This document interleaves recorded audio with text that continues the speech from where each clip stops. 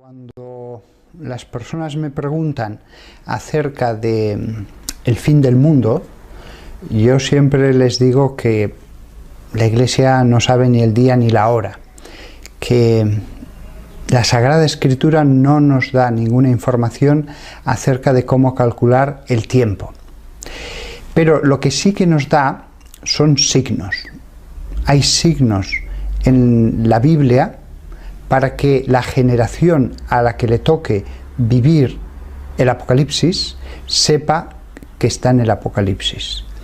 Y no solamente simplemente porque lo sepa, sino porque el Apocalipsis será algo tan terrible que ese libro será un consuelo. Ellos verán que están sufriendo mucho, pero al mismo tiempo dirán: esto estaba ya predicho, y verán cómo se va cumpliendo cada una de las profecías que aparecen en la Biblia. Por ejemplo, el anticristo les perseguirá, pero ellos verán la figura del anticristo perfectamente delineada en las páginas de los libros que hemos leído desde hace siglos y siglos. Por ejemplo, habrá una terrible hambre, pero ellos dirán: efectivamente, aquí aparece que por el hambre, la guerra y las bestias, una cosa bastante misteriosa, morirá una tercera parte de la humanidad.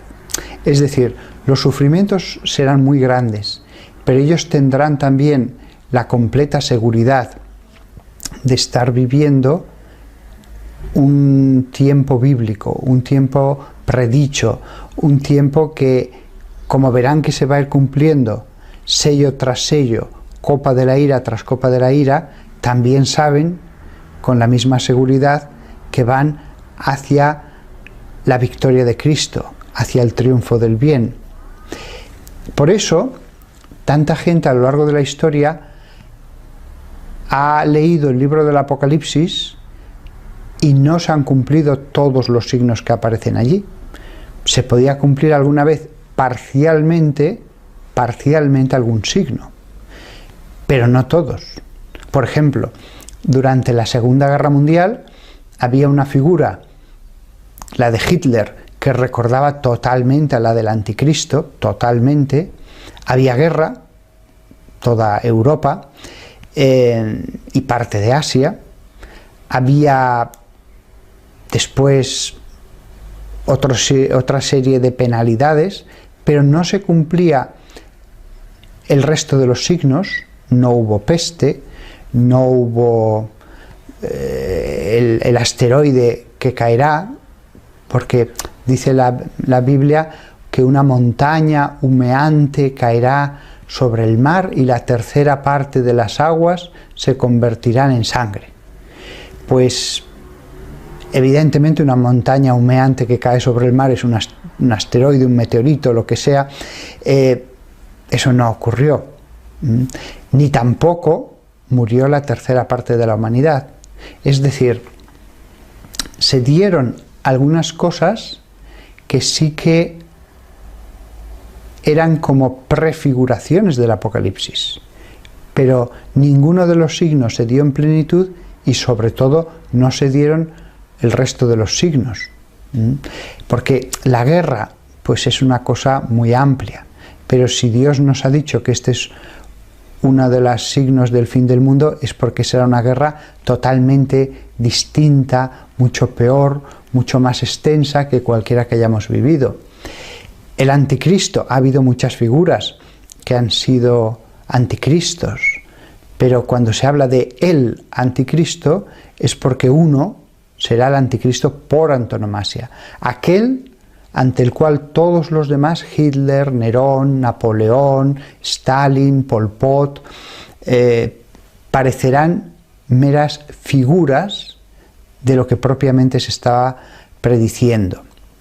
Así que sabemos lo que va a ocurrir, unas cosas de forma clara: morirá una tercera parte de la humanidad por la guerra y otras causas. Hay otras cosas que no sabemos cómo se interpretan.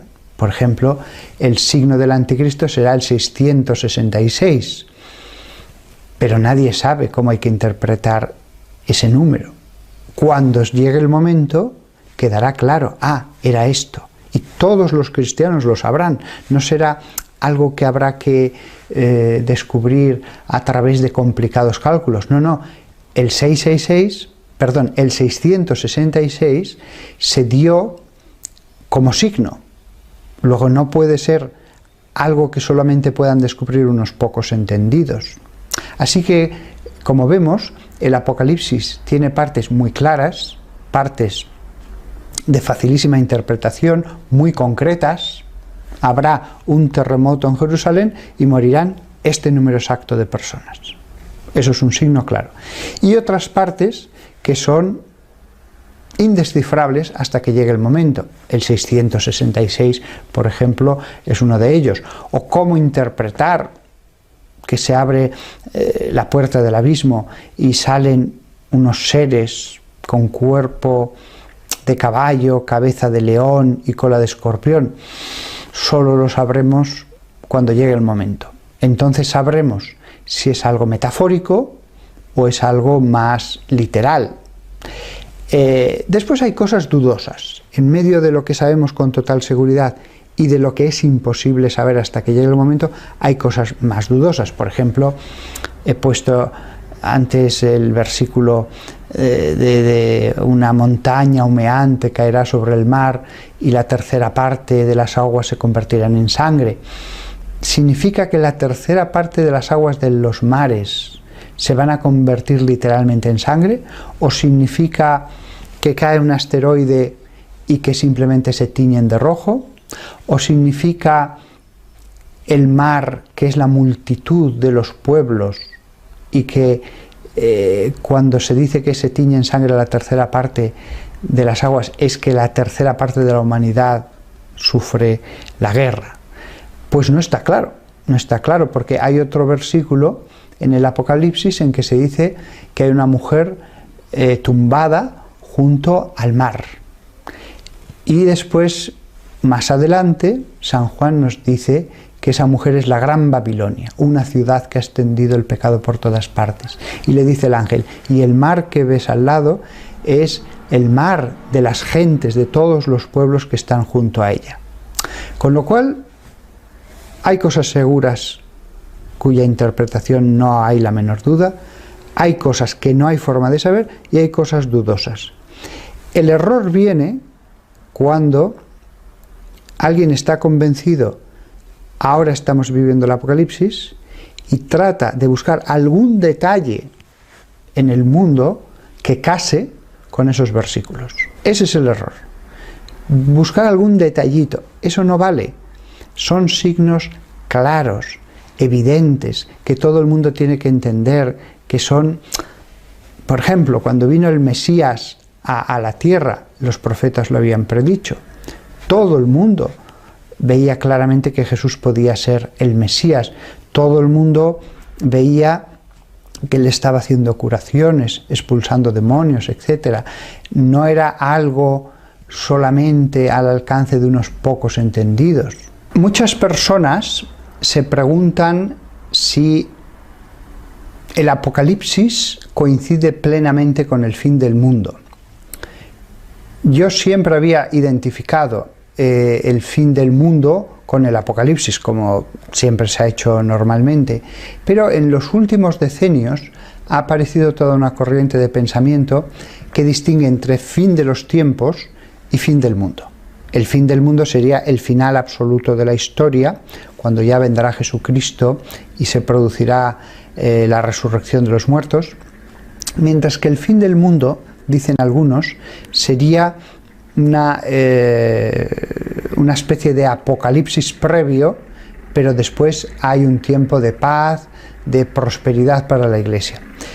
Yo debo decir que al principio la idea me resultó un poco chocante, pero es cierto que en el Apocalipsis capítulo 20, desde el versículo 1, hay un texto bastante curioso que yo nunca había sabido cómo interpretarlo. Dice así, Apocalipsis 20, versículo 1. Luego vi a un ángel que bajaba del cielo y tenía en su mano la llave del abismo y una gran cadena. Dominó al dragón, la serpiente antigua que es el diablo y Satanás, y lo encadenó por 1000 años. Lo arrojó al abismo, lo encerró y puso encima los sellos, para que no seduzca más a las naciones hasta que se cumplan los 1000 años. Después tiene que ser soltado por un poco de tiempo.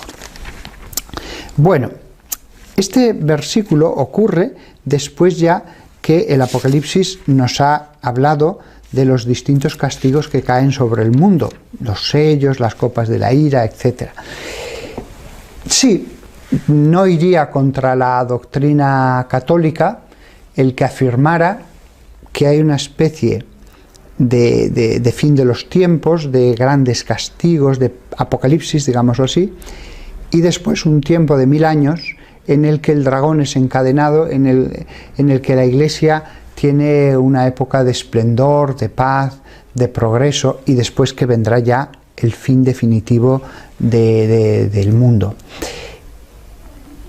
Es cierto que es un versículo que nunca ha estado claro cómo interpretarlo. Nunca ha estado claro. Lo único que se puede afirmar desde un conocimiento profundo de las Escrituras es que cabe esta tesis dentro de la teología católica y dentro del texto de la Biblia. La verdad solo la conoce Dios. Hay mucha gente que ahora cree ver signos que avanzan en esa dirección. Bien, la Iglesia no ha dicho nada. La Iglesia no ha dicho nada porque mientras uno no contradiga lo que está dicho en las Escrituras, no hay magisterio acerca del Apocalipsis. Es un texto oscuro en muchas partes, cada uno que lo interprete como crea conveniente. No hay magisterio sobre el Apocalipsis. Esto es una cosa curiosa.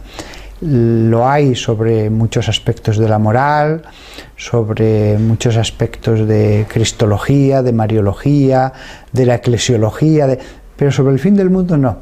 Creo que esto es positivo, el que la Iglesia no haya querido meterse a hacer de exégeta en un texto oscuro. La Iglesia, con que se preserve la fe, es suficiente.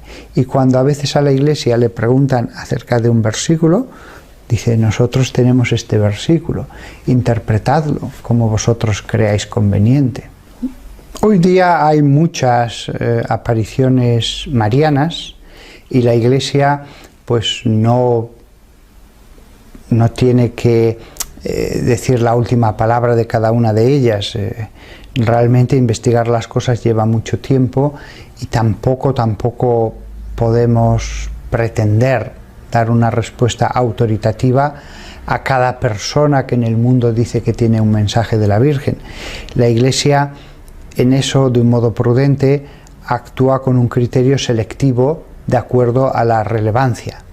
Allí donde un vidente ya atrae a una cantidad muy importante de personas, los pastores sí que ya se ven obligados por su responsabilidad a investigar si tal mensaje es creíble o no. Y muchas veces no se puede llegar a más. La Iglesia muchas veces lo único que puede llegar a decir es: esto es creíble, la persona vemos que es honesta, la persona vemos que no saca ningún lucro personal, que es una persona de oración. A veces no se puede llegar a más. Si alguien dice: la Virgen me habla, ¿cómo puedo yo saber acerca de lo invisible? Otra cosa distinta es que la Virgen dé signos. Cuando la Virgen da signos, como es el caso de Lourdes o de Fátima, eso, claro, eso facilita totalmente el discernimiento. Y por eso esas dos apariciones fueron rápidamente aceptadas por la Iglesia, porque la Virgen María precisamente se encargó de que fuera clara su naturaleza a los pastores. Entonces la Iglesia no entra en si las revelaciones privadas son verdaderas o falsas normalmente. No entra normalmente a dilucidar. Yo sí que veo que nosotros, los que creemos en Jesús, tenemos que tener mucho cuidado, porque hoy día hay muchas personas que empiezan a enviar por internet mensajes y mensajes y mensajes. Hay mensajes claramente que son falsos, porque son mensajes que rompen la unidad eclesial, que en el fondo son una crítica respecto a los pastores que lleva a la desobediencia, etc.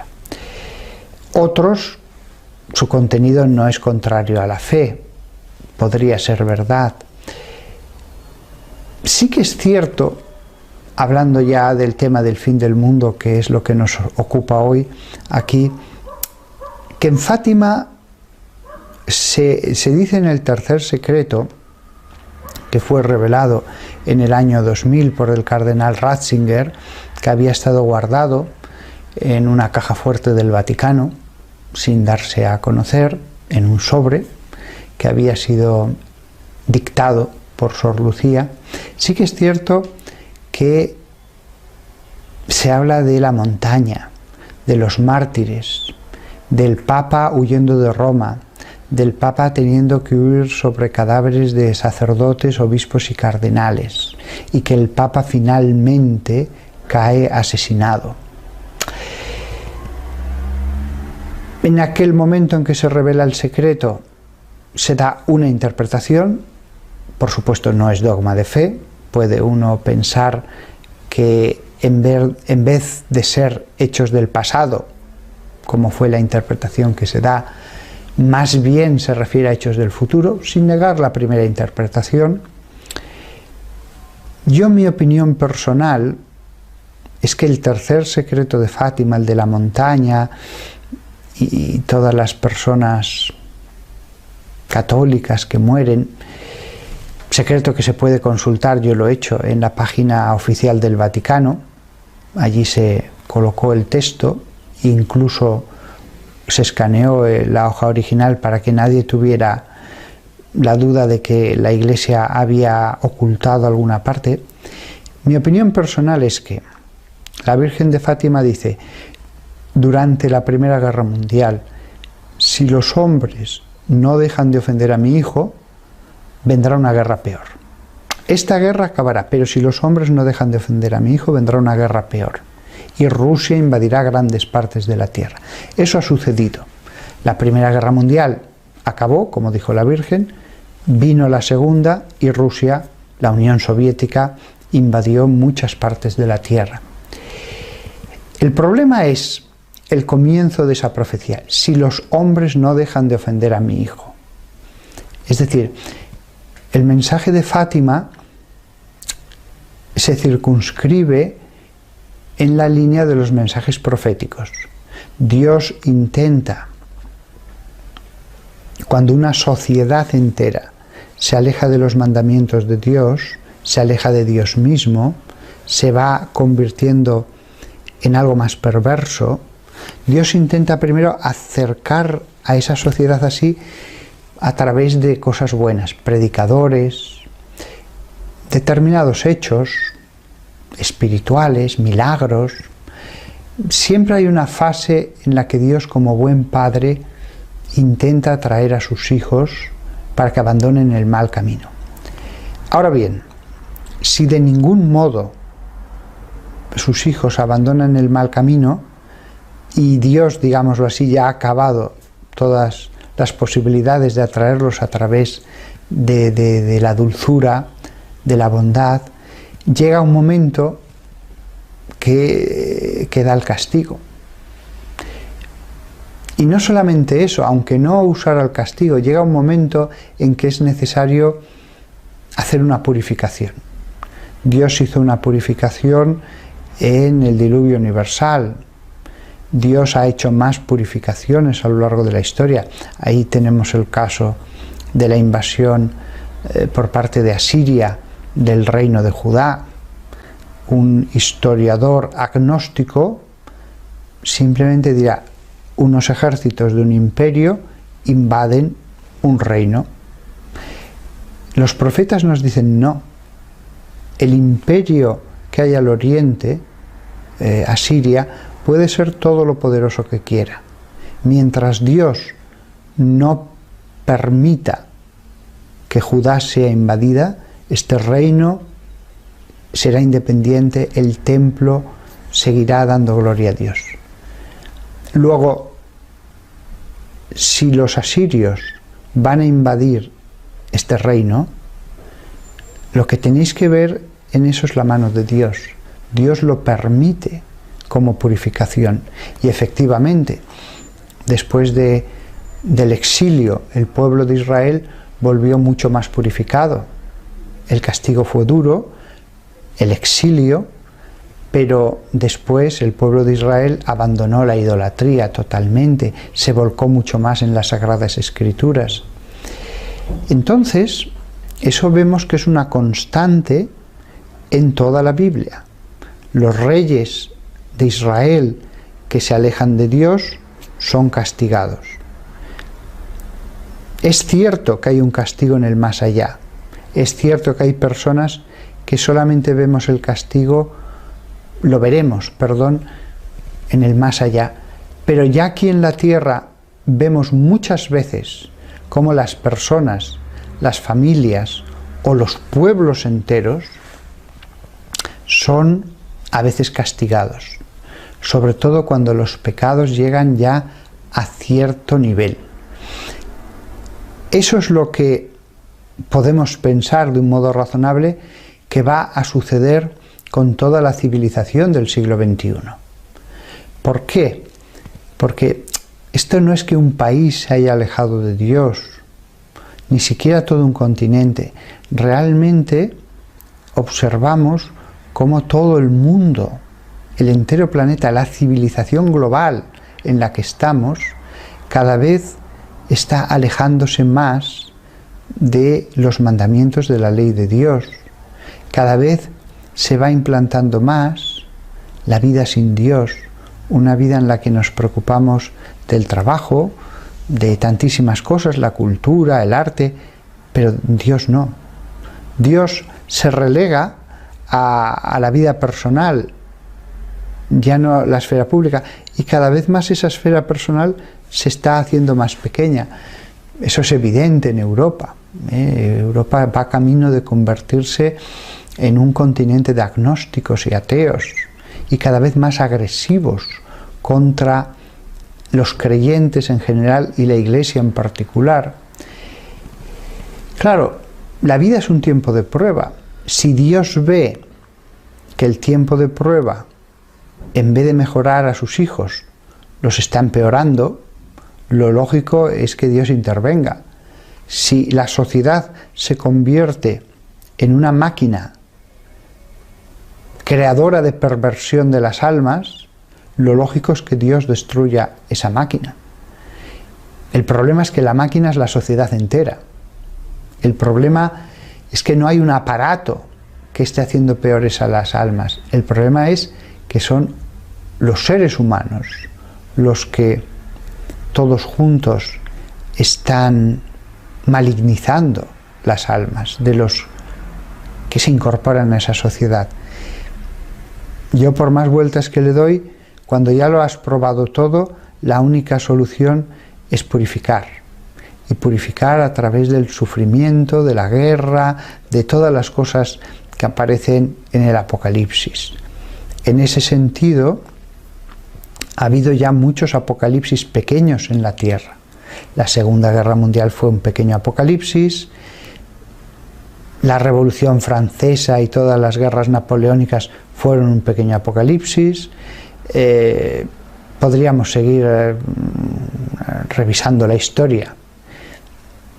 Yo pienso que ahora sí que nos acercamos a una etapa de purificación, pero no de un país o de un continente, de toda una civilización global. Y esa purificación va a tener que ser muy dura, porque es que, sobre todo lo vemos en Occidente, la mayor parte de las personas no solamente han abandonado a Dios, eso ya empezó a ocurrir en los años 70 y 80, el problema es que ya han entrado en una fase de agresividad contra la Santa Iglesia de Dios. Yo me muestro muy pesimista acerca de lo que va a pasar en el futuro, pero no pienso que esto vaya a suceder dentro de 200 años o de 100 años.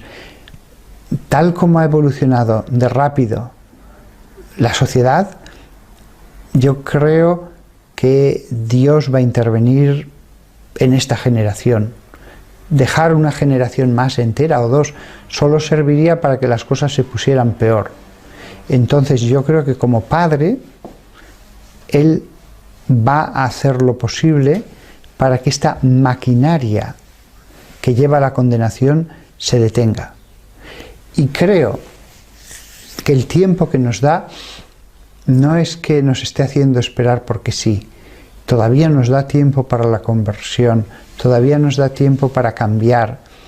Y en cierto modo, siguiendo el esquema bíblico, también deja pasar un poco de tiempo para que la copa de la iniquidad se colme y así sea tan evidente que Él tiene que intervenir, que pueda hacerlo de una forma ya integral, perfecta y que esté justificada. O sea, llega un momento en que hasta los mismos pueblos reconocen, sí, Dios fue duro, pero estaba justificado. Hay momentos en que la corrección puede ser más parcial, más pequeña, no tan severa, pero hay otros momentos en que Dios deja que la copa de la ira se llene para así poder hacer las cosas desde los fundamentos nuevos. Ese es el caso de la Segunda Guerra Mundial, clarísimamente. Y Europa mejoró. Europa, después de la Segunda Guerra Mundial, es mucho más moral, mucho más cercana a Dios de lo que lo había sido a principios del siglo XX.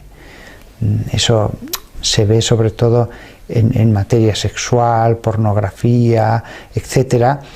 La Europa de la posguerra se volvió mucho más religiosa.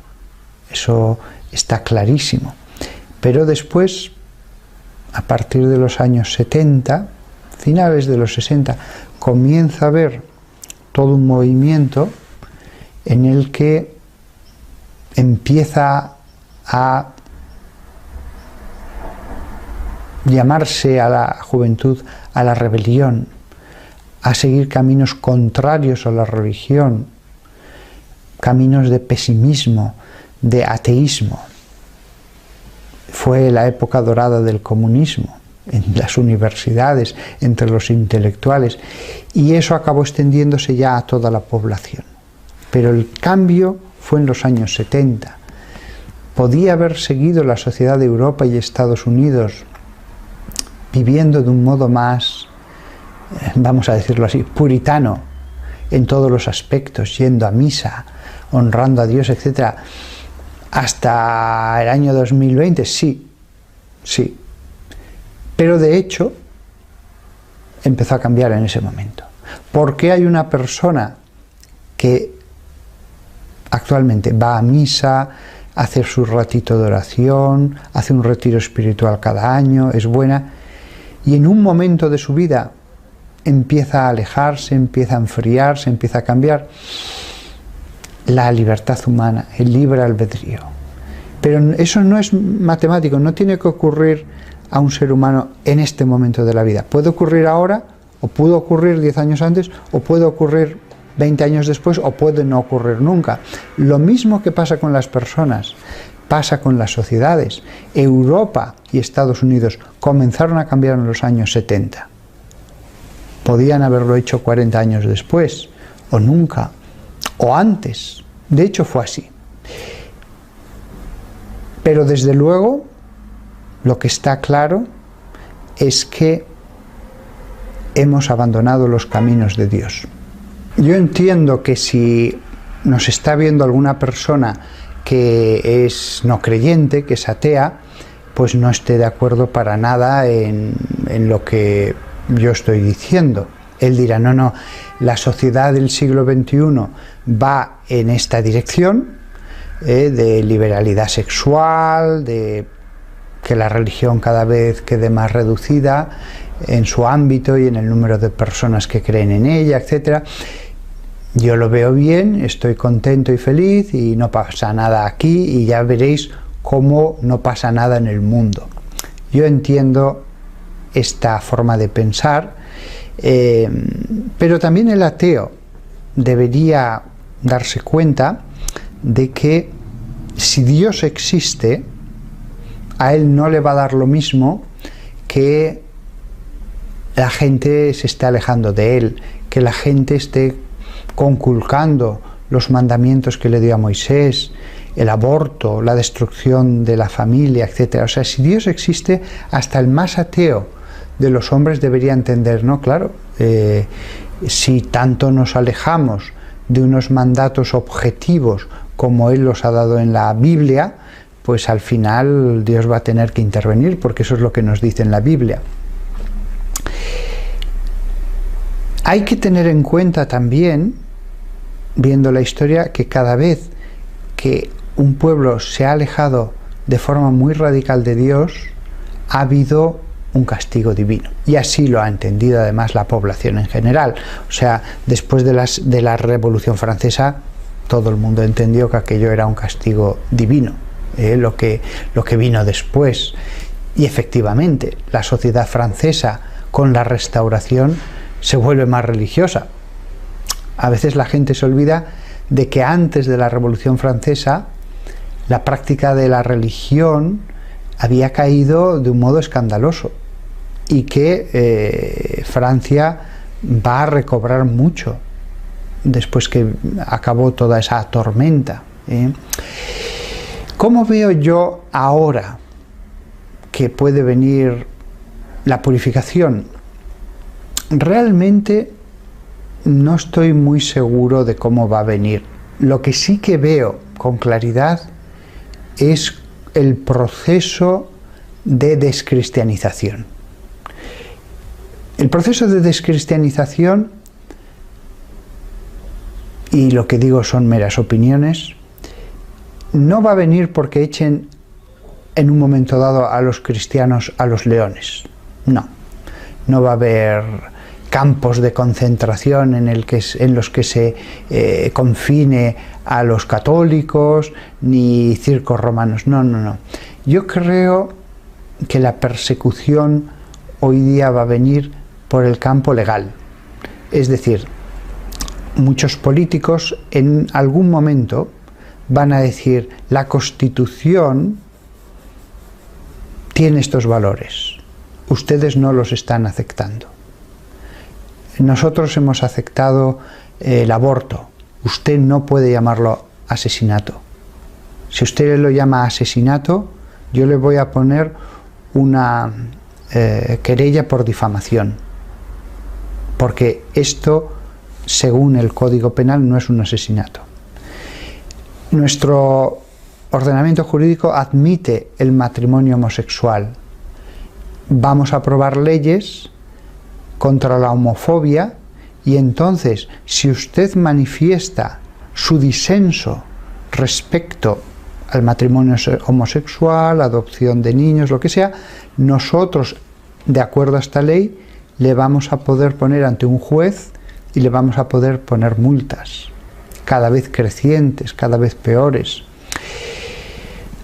Incluso cuando los tiempos estén ya más maduros, algún político dirá: habrá que ver si esta denominación religiosa se adecúa a nuestros valores constitucionales. Y si no se adecúa, vamos a quitarle la personalidad jurídica.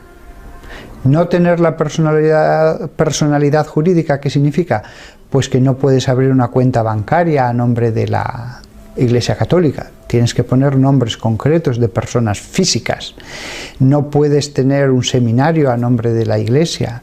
No puedes tener iglesias a nombre de la Iglesia, etcétera, etcétera, etcétera.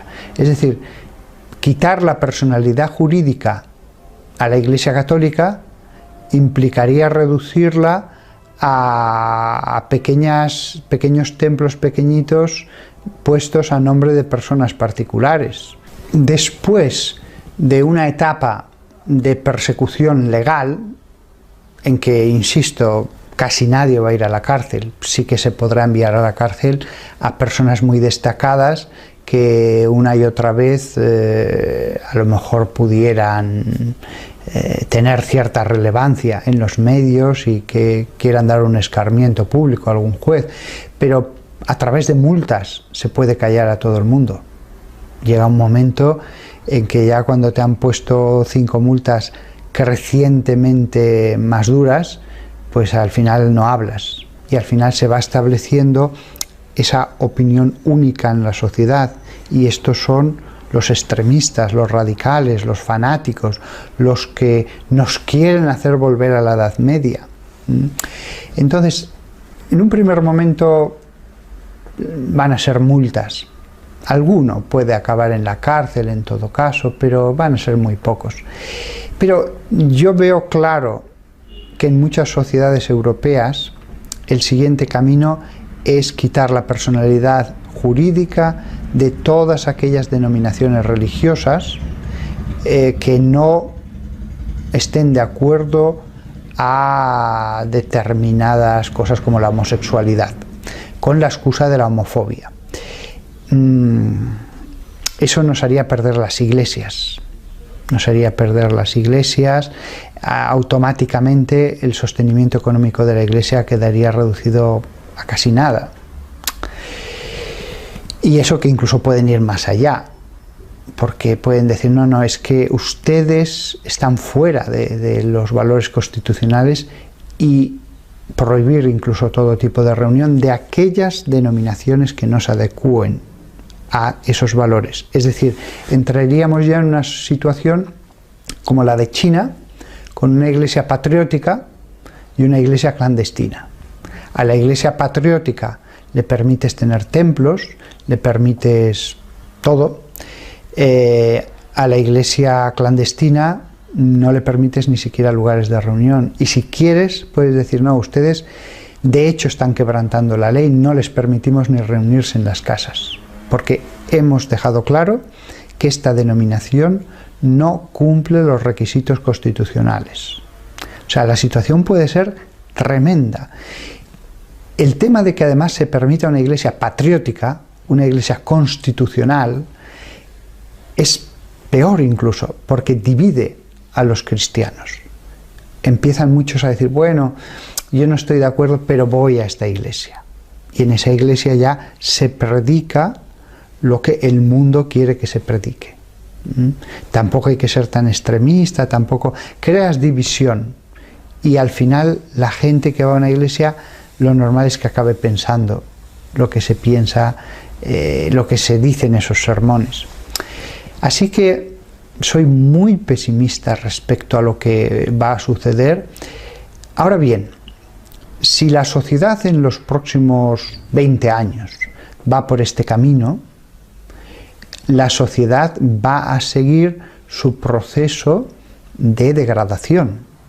Los que, como yo, ahora tenemos 47 años, hemos visto en 20 años qué cambio tan radical ha dado la sociedad. Y este ritmo de cambios es como si se fuera acelerando. El comienzo era muy lento, le costaba, había muchas resistencias, pero cada vez más se va acelerando. Si en 20 años ha cambiado mucho la sociedad, la mayor parte de los cambios han sucedido en los últimos 5 años. Es decir, ¿qué no puede suceder? Ya no digo en 20 años más, en 10 años más. Entonces, si la sociedad se sigue degradando, si cada vez más al mal se lo llama bien y al bien se lo llama mal, si la destrucción de la familia crea, ya de hecho mucha gente está en esa situación, crea una sociedad de personas que viven solas en sus pisos, sin hijos, sin cónyuge, viviendo el día a día. Tengo estos años de vida, voy a pasarlos lo mejor que pueda, y pasarlo lo mejor que pueda es lanzarme sin ningún tipo de remordimiento a la consecución de todos los placeres que pueda, cuanto más intensos mejor, y además ese proceso lleva cada vez más a un aumento de la perversión. Por hablar solo de la sexualidad, que es solo una faceta, cada vez más personas tienen una psicología sexualmente depravada, el sadismo, el masoquismo y otras cosas que casi avergüenza hasta el mentarlas. Cada vez está aumentando más eso. Eso tiene una influencia en todo lo demás, en el modo en que funciona la sociedad a todos los efectos, en todos los campos. Si la sociedad se maligniza, la sociedad que primero se volvió agresiva contra la Santa Iglesia de Dios, acabará siendo una sociedad de leones que luchan entre sí, de lobos que luchan entre sí. El hombre se convertirá en el lobo del hombre. Y eso que pasa con las personas dentro de la sociedad, pasará también con las naciones. Por eso, el camino de alejamiento a Dios, qué duda cabe, llevará a la guerra. Las naciones lucharán entre sí. La Biblia nos advierte claramente en sus páginas que el alejamiento de Dios lleva a la aparición del anticristo. Un anticristo que tiene un poder inmenso en lo que se denomina en esas páginas la bestia, pero que es un poder político, una gran nación, porque con sus garras, dice, destruye naciones, lleva la guerra a todos los lugares del mundo. Y este poder, si Cristo lo que llevaba era la paz, lo que llevaba era la caridad, este poder con la excusa de un nuevo orden, con la excusa de ya poner fin a todas las luchas del mundo, lo que hará será llevar la guerra. Vamos a poner orden poniendo más guerra.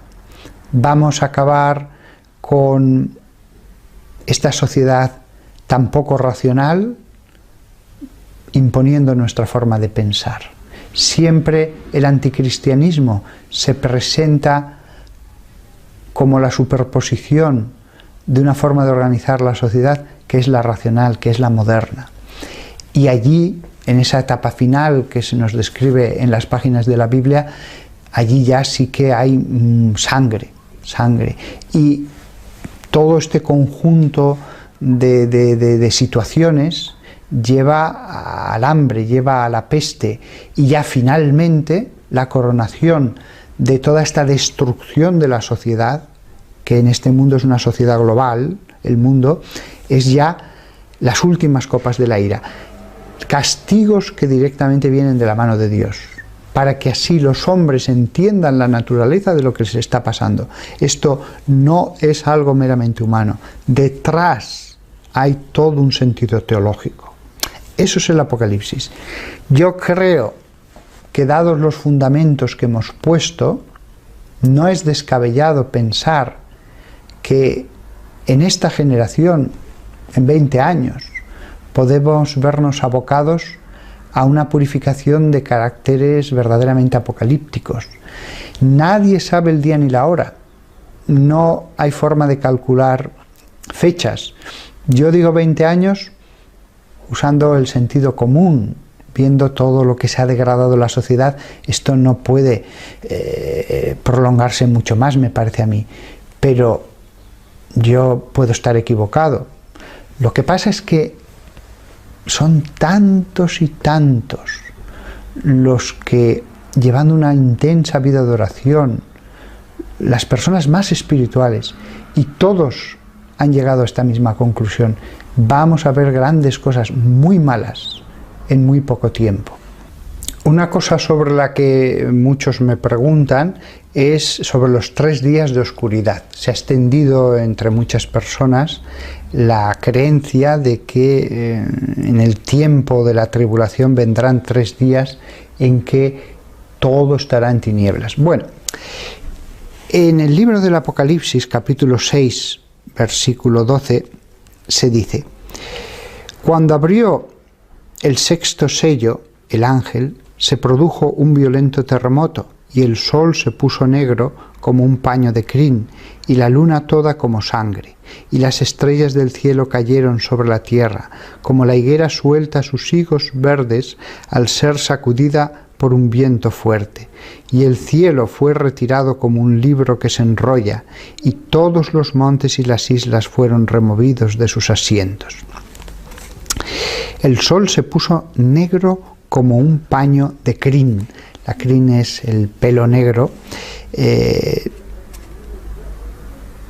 Aquí se habla ciertamente de una oscuridad. No se va a decir nada más, aunque hay que recordar que fue una de las plagas de Egipto.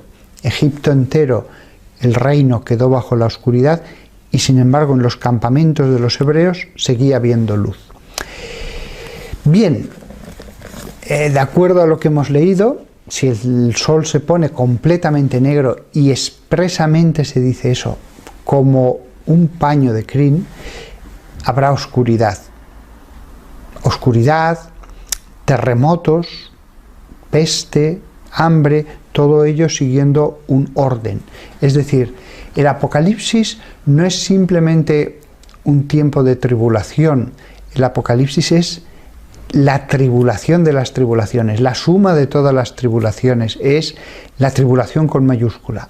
Una época como no ha conocido la humanidad hasta el día en que se produzca. Pienso yo que el Apocalipsis va a comenzar, estamos ahora mismo hablando en el año 2015, ¿va a comenzar en un año o dos? No.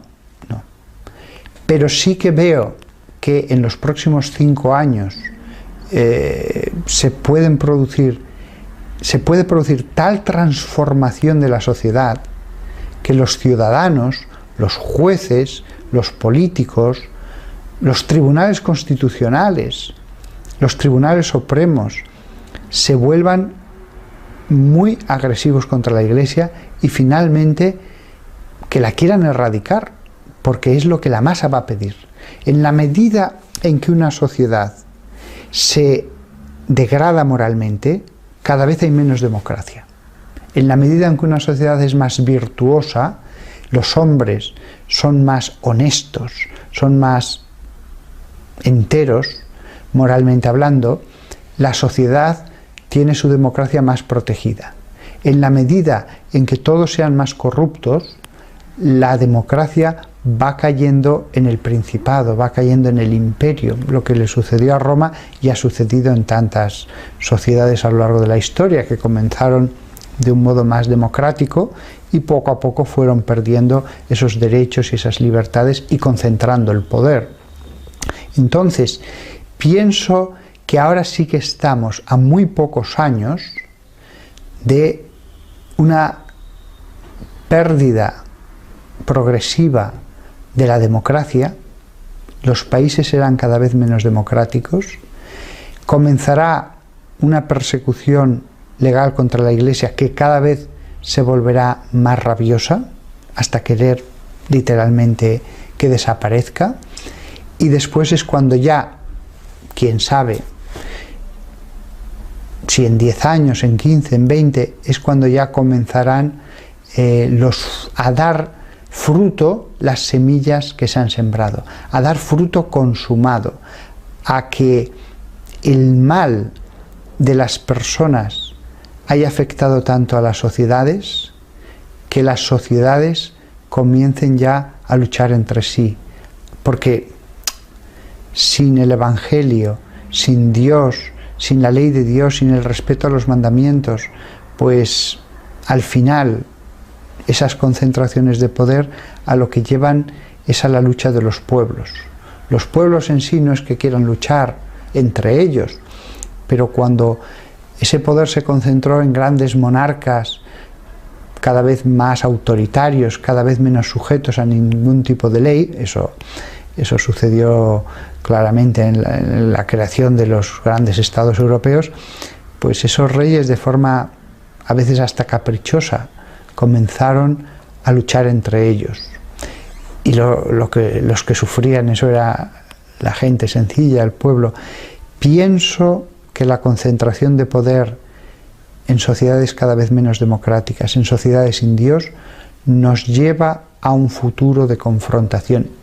Y lo dice alguien que en los años 80 pensaba que cada vez la guerra sería algo más difícil, más extraño, que las sociedades irían avanzando, que los hombres serían cada vez más racionales, que al final se acabaría estableciendo una especie de coordinación mundial de los gobiernos para que la razón fuera la que imperara, que por fin los esquemas menos racionales habían desembocado en un futuro en el que triunfara cada vez más la razón. Pero lo que yo veo ahora en el año 2015 es que las sociedades van a pretender un nuevo orden sin Dios, que lleva a los hombres a convertirse en lobos de los hombres. Yo creo que el proceso que nos ha llevado a la situación que vivimos ahora fue un proceso al principio muy lento, que ciertamente arranca a finales de los 60, pero todavía muy minoritario. En esa época, Estados Unidos se consideraba un país cristiano. La gente iba a misa o a sus oficios religiosos, iba a la iglesia. Los que no eran cristianos no sufrían ningún tipo de presión, tenían plena libertad para ser budistas, para ser lo que quisieran. Lo mismo en Europa.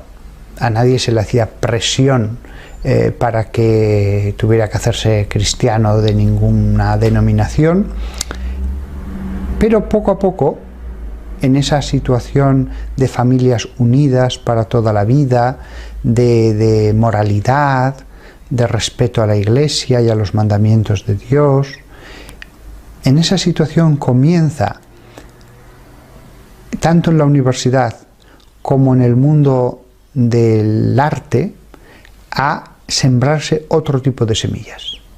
En la universidad, desde luego, fue todo lo que tiene que ver con el comunismo, todo lo que tuvo que ver con el psicoanálisis, y poco a poco se va inculcando con más frecuencia en las aulas a esas juventudes el ateísmo, el desprecio hacia la Iglesia, el que no existen los mandamientos. El mensaje de las letras de las canciones de los Beatles, de grupos de rock y de otros artistas en otros campos era el mismo.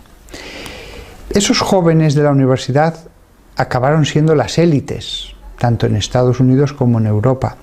Y ellos, siendo directores de periódicos, directores de editoriales, etc., van a seguir ese camino de transformación de la sociedad.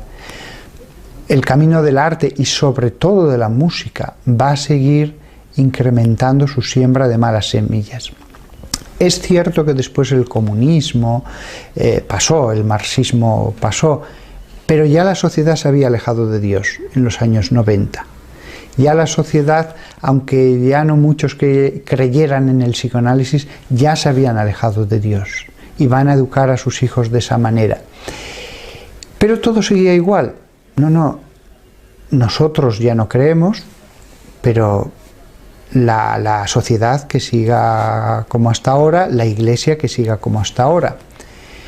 Pero después empezó a haber un siguiente cambio, y es que no, hay que cambiar la sociedad. Aunque de hecho no se nos obliga a hacer nada. Por ejemplo, si una persona, él era personalmente homosexual en los años 80, hay excepciones en determinados países, pero normalmente no pasaba absolutamente nada.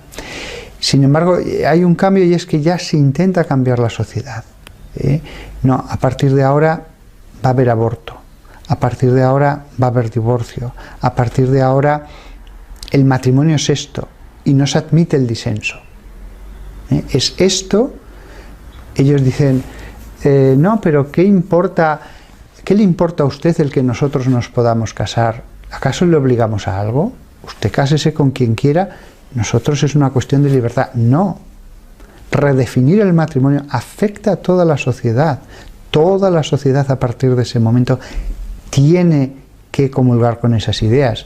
El fotógrafo que por su creencia religiosa no quiere aceptar un encargo en una iglesia, le van a acusar de discriminación. El pastelero que no quiere por sus creencias hacer una pastel para esa boda, va a estar ante un tribunal, etcétera, etcétera, etcétera.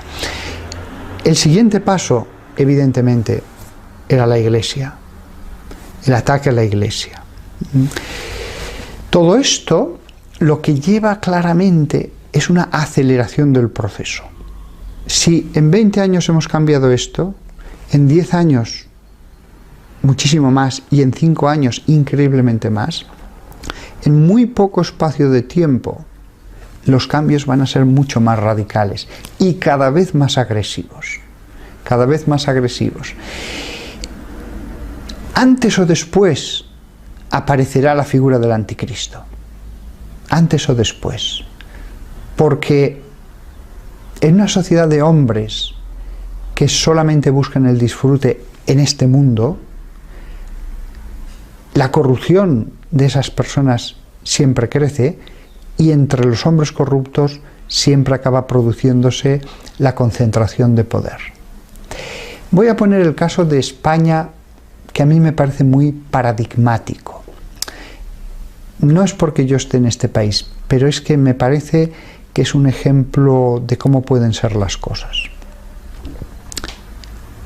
Ellos, los sin Dios, ellos siempre enarbolan la bandera de la libertad. Y en principio es una bandera bellísima, no hay nada que oponer contra ello. Pero después vemos en qué se concreta la libertad, los derechos, la no discriminación. Y vemos que en la letra pequeña, una de las cosas que aparece es que en un programa electoral de un determinado partido, pues es que no se va a reconocer la inmatriculación de los bienes de la Iglesia. Esta letra pequeña en un programa de un partido, que se ha dicho de paso, apenas ha producido comentarios entre los periódicos y otros medios, significa que de un plumazo ellos pueden, por una simple ley general, declarar propiedad del Estado todas las catedrales de la nación. Todas las catedrales de la nación, de un solo plumazo, pueden pasar a ser propiedad del Estado. En los tribunales, los jueces, por más que ellos quieran no estar de acuerdo, tendrán que decir: nosotros creemos que esto no es justo, pero es que la ley dice esto y yo tengo que juzgar de acuerdo a la ley. Yo no puedo decir no estoy de acuerdo a la ley, yo tengo que juzgar de acuerdo a la ley. Vayan ustedes al Tribunal Supremo, pero yo soy juez y hasta el Tribunal Supremo dirán: ¿qué quieren que les digamos? Es la ley. La única forma de que esto se pueda echar atrás es el Tribunal Supremo. Pero el Tribunal Supremo en España, como en casi todas las democracias, es un tribunal siempre muy politizado. Es el tribunal donde los partidos con cuotas, pues ellos tienen sus representantes. Y evidentemente el Tribunal Constitucional en un tema como este, será difícil que se ponga en contra de aquellos que les han puesto allí y que además ya saben muy bien a quién poner allí, para no crearse problemas. Con lo cual, España se puede encontrar con que los obispos pierden las catedrales. Por supuesto que al principio nos dirán: no, todo sigue igual, ustedes sigan diciendo misa, ustedes sigan haciendo sus actos religiosos. Pero 2 años después nos dirán: bueno, vamos a hacer un concierto el sábado por la mañana aquí, o vamos a hacer una exposición, o vamos a hacer un acto cultural, o vamos a hacer una boda gay, o vamos a hacer un acto interreligioso. O mañana puede venir una bruja a hacer un acto satánico sobre el altar. No es nuestro ya. No podemos llamar a la policía para decir saquen a estos señores de aquí. Si el obispo comienza a decir cosas, incluso sin ir contra las leyes, cuidadosamente el lenguaje se va amoldando a la situación legal.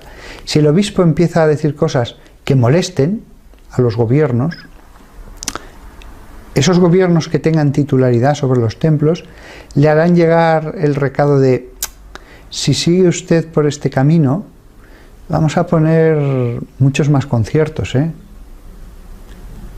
y al final tendrá que elegir: o no hablo de ciertas cosas y sobre todo no critico, o si no, cada vez el grifo se va a ir cerrando.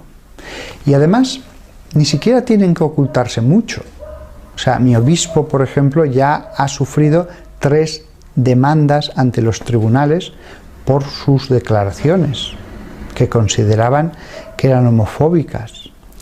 Es decir, llegará un momento en que tampoco tienen que ir cerrando el grifo poco a poco. A plena luz del día, un representante del gobierno podrá decir: no, le hemos prohibido a este obispo que vuelva a decir misa allí porque es un hombre que es un fanático, que tal, y la población va a estar de acuerdo, porque la población ya no va a querer escuchar un mensaje del Espíritu, va a querer hablar simplemente de una fraternidad universal y de que lo importante es amarse y quererse. Entonces, imaginémonos lo que es una Europa en la que varios países tengan sus catedrales dedicadas a bodas gays, conferencias, conciertos, con gente emborrachándose en las naves de ese templo. Yo vi ayer un vídeo de una iglesia en Holanda, preciosa, gótica, muy grande, impresionantemente grande, y dentro había un parque de atracciones. Por supuesto, se podía comer y se podía hacer lo que se quisiera. Es decir, hay cosas que llevan a la ira de Dios. Si tú le quitas a la iglesia hasta sus mismas catedrales, hay cosas que tienen que enfadar a Dios, evidentemente, que Dios tiene que decir: hasta aquí hemos llegado, ahora voy a hablar yo. El católico que me esté escuchando ahora mismo en su casa, él puede quedarse muy tranquilo. El rayo de la ley va a caer sobre los pastores. Las disposiciones legales van a arrebatar templos, van a impedir el que los obispos puedan decir determinadas cosas, pero el que tiene una familia y está en su casa y tiene sus hijos, que se quede muy tranquilo. No va a venir un agente de la Gestapo en mitad de la noche a detenerle. No. Lo único que quiere la sociedad es: si nosotros no tenemos nada contra la religión, ustedes quédense en su casa. En su casa recen el rosario, hagan lo que quieran. ¿Que quiere usted leer la Biblia? Lea la Biblia. Ellos, el demonio, lo sabe muy bien. Si yo destruyo completamente todo lo que sustenta el reino de Dios, el sacerdocio, el sacrificio eterno que se ofrece sobre el altar, los templos donde se reúnen, etcétera, etcétera. Si yo quito todo eso y dejo a las familias sueltas, ellas, la inmensa mayoría, poco a poco se irán marchitando, poco a poco irán pensando como el resto de la sociedad. Hay que tener muy en cuenta que ellos van a poder decir, y con toda verdad: no, ustedes sigan creyendo en lo que quieran, si nosotros somos los primeros que creemos en la libertad. A nosotros déjenos la sociedad. Lo único que primero pretendimos ya en los años 70 era quitar a la Iglesia de los ámbitos institucionales. Después ya no era solo la Iglesia, era a Dios. Después déjenos a nosotros la sociedad, usted haga lo que quiera dentro de los templos, pero la sociedad es de la modernidad, fuera. Y después el siguiente paso es ya los templos. Ya después el que queden decenas de miles de familias aisladas en sus casas o simplemente reuniéndose con algunos amigos, saben que la mayoría de ellos no resistirán esta tempestad. ¿Qué pensar de una situación como esta? Bueno, la Biblia es clara, al final Dios triunfa, al final el bien triunfa, al final el Señor no puede perder, Él es el Señor. Cuanto más grande sea la tribulación, mayor será el triunfo, porque no estamos hablando, cuando esto suceda, de una etapa intermedia, de una etapa simplemente más de la historia. Estamos hablando de la gran lucha, de la gran batalla, pero cuando eso suceda, lleva a la gran victoria. Cuanto peor sea la derrota, cuanto más por los suelos quede todo, más se le fuerza a la justicia divina a intervenir para erradicar la iniquidad de un modo más radical. Entonces, por poner solo un ejemplo, si en 1936 un miliciano entrando en una iglesia, en un monasterio, en cualquier catedral de todas las zonas de la República, le hubiera dicho: mira, todo quemado, los techos se han hundido por el incendio que hicimos dentro, todo está lleno de escombros, hemos hecho befa de todos los santos que quedaron en la plaza delante de la catedral, nuestros milicianos se vistieron con las casullas. Esto no son ejemplos hipotéticos, hay fotos que se hizo todo esto. No es que se destruyera una catedral o dos, se quemaron todas las iglesias que había en territorio republicano. Míralo todo destruido. Si Dios existiera, Dios tenía que haber intervenido. Pues le podría haber dicho a la otra persona si hubiera tenido el don de profecía: míralo, todo está efectivamente hecho añicos, hasta físicamente los templos destruidos, todos los sacerdotes, todos los habéis matado, todos los que atraparon fueron 4.013 obispos, todos los habéis fusilado o torturado y después matado, y sin embargo, dentro de simplemente 2 años más, los templos todos serán reconstruidos. Los seminarios van a estar llenos, los monasterios van a tener una época de florecimiento como nunca lo han tenido hasta ahora, ni siquiera en la Edad Media. El país va a ser confesionalmente cristiano.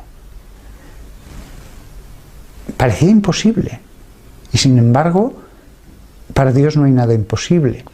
Con lo cual, yo creo que todos los que me escuchen deben tener la completa tranquilidad de que el mal parece suelto, Dios parece que calla, pero llega un momento en que Dios dice: hasta aquí hemos llegado.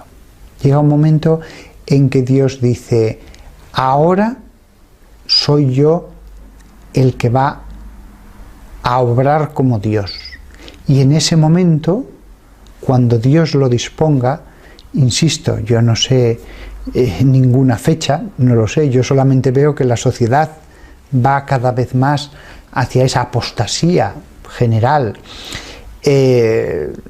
Cuando Dios disponga, vendrá un renacimiento, un triunfo que estará en la medida de la derrota, que estará en la medida de la destrucción, porque así nos lo dice el Señor en la Biblia.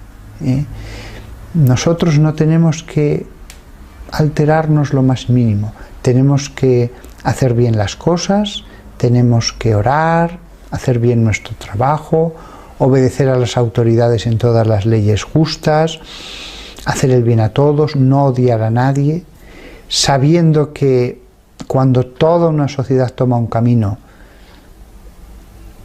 nosotros tenemos la sensación de que ya nada se puede hacer, pero al final Dios triunfará sobre la tierra.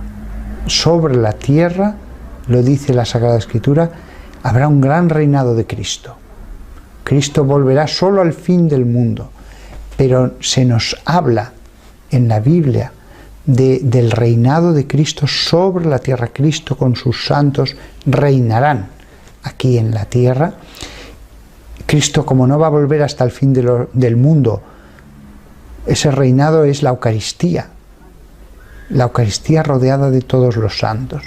Yo estoy personalmente convencido de que, pero esto me puedo equivocar, es solo una convicción personal, que no me baso en ninguna aparición de la Virgen ni nada.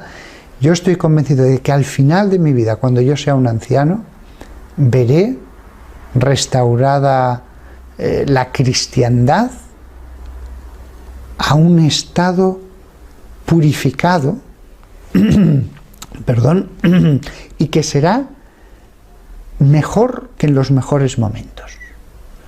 Yo estoy convencido de que lo veré al final de mi vida, y que si viéramos hasta qué punto Dios puede ser poderoso al hacer las cosas, todo lo anterior nos parecería una tormenta antes de la paz.